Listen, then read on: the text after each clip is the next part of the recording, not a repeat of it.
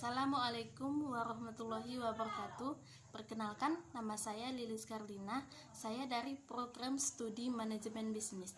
Di sini saya akan menjelaskan sedikit materi tentang ekonomi yang berjudul 10 prinsip ekonomi. Jadi, di sini judulnya adalah 10 prinsip ekonomi. Sebelum kita masuk ke 10 prinsip ekonomi, kita harus mengetahui dulu dong apa itu yang dimaksud dengan ekonomi. Ekonomi menurut bahasa Yunani adalah pengelola rumah tangga. Sedangkan ilmu ekonomi adalah ilmu yang mempelajari bagaimana masyarakat mengelola sumber daya yang langka. Nah, sekarang pertanyaannya, apakah itu yang dimaksud dengan kelangkaan? Kelangkaan artinya adalah masyarakat memiliki sumber daya alam yang terbatas dan karena itu tidak bisa memproduksi seluruh barang dan jasa yang diinginkan. Nah, tadi kan judul besarnya adalah 10 prinsip ekonomi.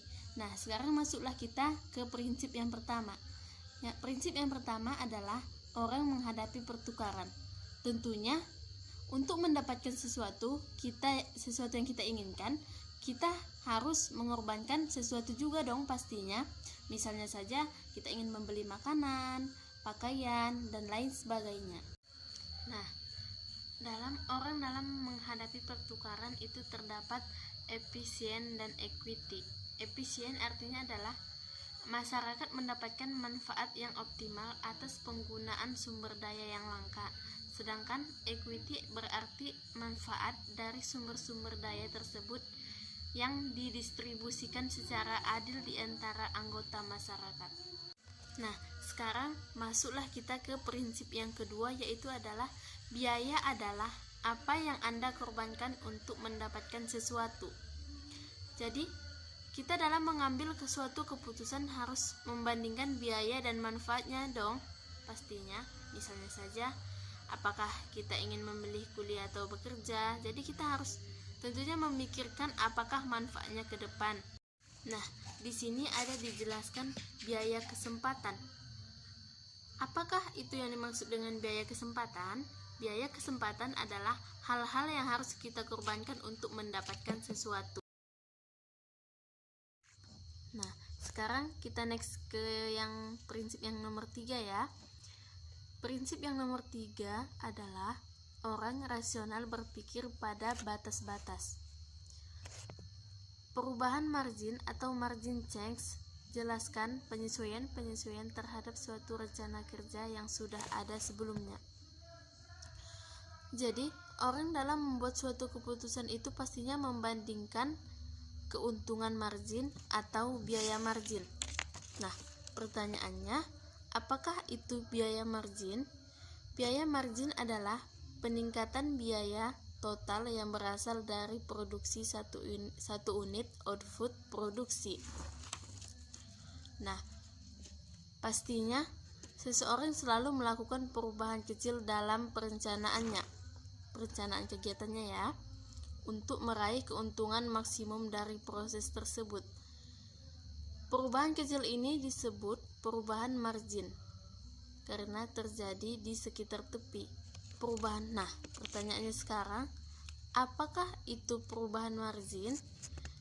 Perubahan margin merupakan penyesuaian kecil secara bertahap dalam pelaksanaan suatu rencana.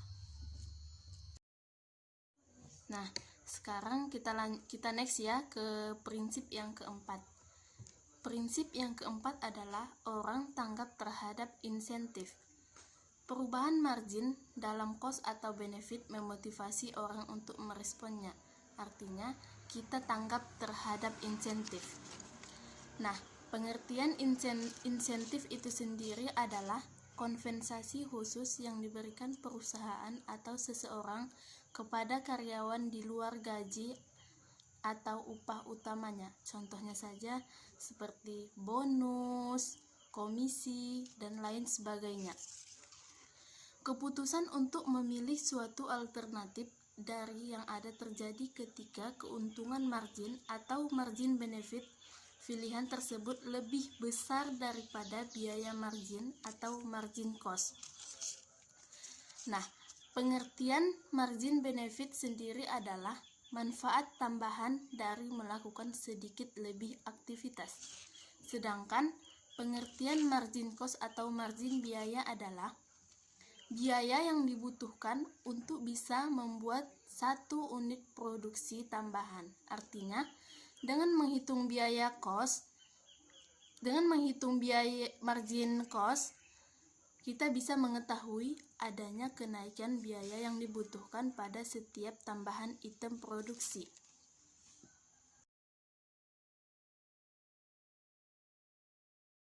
Nah, sekarang kita next ke prinsip yang kelima ya. Prinsip yang kelima adalah perdagangan menguntungkan semua pihak. Perdagangan antara dua negara akan menguntungkan keduanya. Perdagangan biasanya terjadi karena suatu negara tidak mempunyai sumber daya yang dibutuhkan, sedangkan negara lain memiliki sumber daya tersebut. Nah, di situ kan akan terjadi saling menguntungkan antara kedua belah negara. Yang kedua adalah compensation result in gains from trading. Artinya persaingan menghasilkan keuntungan dari perdagangan.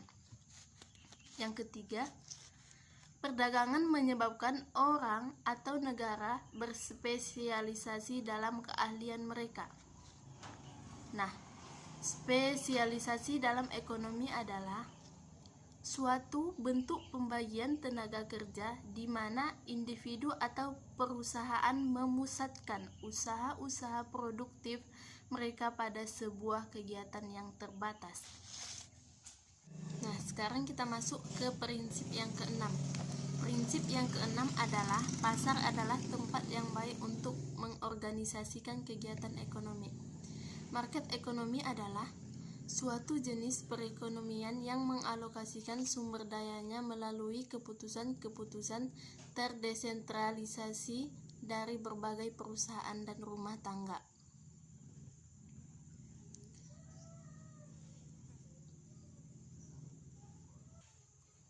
Pasar adalah tempat yang baik untuk mengorganisasikan kegiatan ekonomi. Dalam sebuah market ekonomi, rumah tangga menentukan akan kerja di perusahaan apa dan akan membeli apa dengan pendapatan mereka.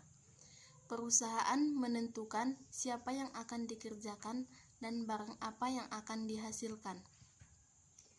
Pasar adalah tempat yang baik untuk mengorganisasikan kegiatan ekonomi. Adam Smith merumuskan pengamatan bahwa semua rumah tangga dan perusahaan berintegrasi di pasar bertindak seolah-olah dibimbing oleh invisible hand.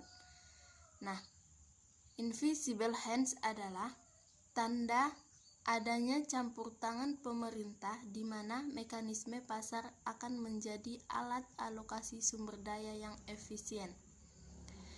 Harga-harga adalah alat yang digunakan oleh tangan tak nampak ini untuk mengatur kegiatan ekonomi. Nah, sekarang kita lanjut ke prinsip yang ketujuh. Prinsip yang ketujuh adalah pemerintah terkadang mampu meningkatkan hasil-hasil dari pasar. Ketika terjadi kegagalan pasar atau market failure, pemerintah dapat melakukan intervensi di bidang ekonomi, yaitu untuk mendukung efisien dan juga equity. Salah satu penyebab kegagalan pasar adalah externality. Nah, externality atau eksternalitas adalah biaya yang harus ditanggung atau manfaat yang tidak langsung yang diberikan dari suatu pihak akibat aktivitas ekonomi. Contoh biaya eksternal ya adalah polusi. Nah, sekarang kita next ke prinsip yang ke-8. Prinsip yang ke-8 adalah standar hidup suatu negara tergantung pada kemampuannya menghasilkan barang dan jasa. Standard of living dapat diukur dalam hal perbedaan. Yang pertama, perbandingan pendapatan perorangan atau pendapatan per kapita.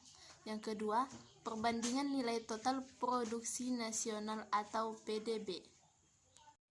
Kita lanjut ke prinsip yang ke-9. Prinsip yang ke-9 adalah harga-harga meningkat jika pemerintah mencetak uang terlalu banyak. Kan sering kita dengar di masyarakat sekarang, kenapa Indonesia tidak mencetak uang terlalu banyak. Nah, akibat dari mencetak uang terlalu banyak itu akan terjadi inflasi. Inflasi adalah peningkatan harga secara keseluruhan dalam suatu perekonomian. Salah satu penyebab inflasi adalah pertumbuhan jumlah uang. Ketika pemerintah mencetak uang dalam jumlah yang besar, nilai uang itu sendiri akan turun. Nah, sekarang kita masuk ke prinsip yang ke-10 ya.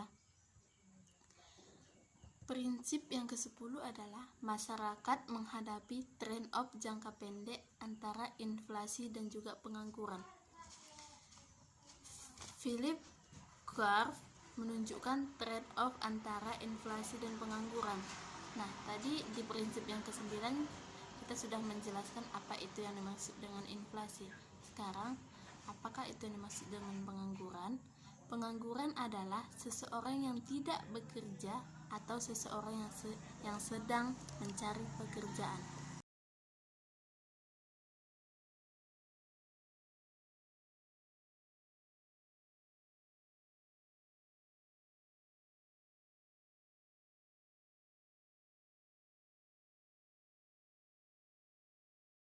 Cukup sekian materi yang dapat saya sampaikan. Terima kasih. Assalamualaikum warahmatullahi wabarakatuh.